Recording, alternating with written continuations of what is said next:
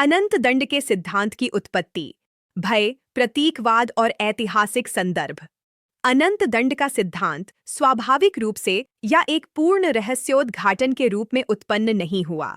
इसे इतिहास के दौरान बहुत विशिष्ट सामाजिक, सांस्कृतिक और बौद्धिक संदर्भों में धीरे धीरे निर्मित किया गया। इसकी उत्पत्ति को समझना आवश्यक है ताकि आध्यात्मिक संदेश के नैतिक मूल्य को उस समय द्वारा लगाए गए सीमित व्याख्याओं से अलग किया जा सके। प्राचीन समाजों में मानव के पास अभी तक चेतना को एक प्रगतिशील और शिक्षणीय चीज के रूप में समझने के लिए दार्शनिक, मनोवैज्ञानिक या वैज्ञानिक संसाधन नहीं थे। नैतिकता मुख्य रूप से दंड के भय द्वारा समर्थित थी। इस प्रकार अनंत दुख का विचार एक सामाजिक नियंत्रण के उपकरण के रूप में कार्य करता था, जो नियमों को लागू करने और नैतिक रूप से कम संरचित समुदायों में प्रवृत्तियों को रोकने में सक्षम था। धर्मों का इतिहास दिखाता है कि यह सिद्धांत ईसाई धर्म से पहले की मान्यताओं से प्रभावित था। प्राचीन लोग मृत्यु के बाद दंड के क्षेत्रों की कल्पना करते थे, जो अंतहीन पीड़ाओं से जुड़ी थीं। ये प्रतीकात्मक छवियां समय के साथ समाहित और पुनः व्याख्यायित की गईं, जब तक कि वे कुछ धार्मिक प्रणालियों के भीतर शाब्दिक सत्य के रूप में स्थापित नहीं हो गईं।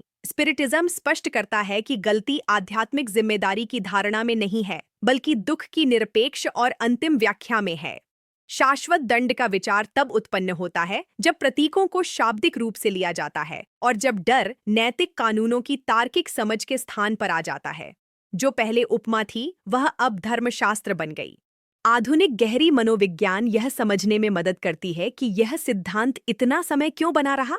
तीव्र भय तात्कालिक आज्ञाकारिता उत्पन्न करता है, लेकिन यह चेतना के परिपक्वता को भी अवरुद्ध करता है।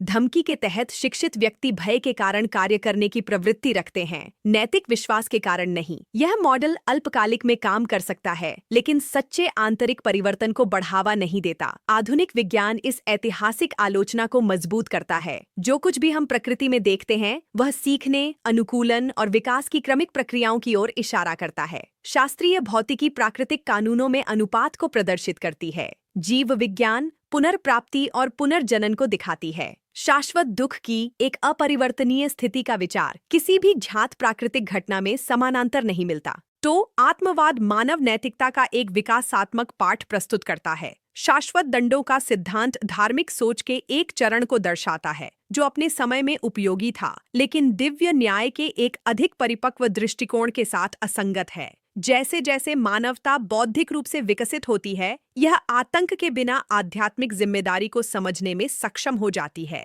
यह समझ आध्यात्मिकता को भय से मुक्त करती है और इसे उसके सच्चे उद्देश्य से फिर से जोड़ती है। चेतना को शिक्षित करना, भलाई को बढ़ावा देना और नैतिक प्रगति को प्रोत्साहित करना।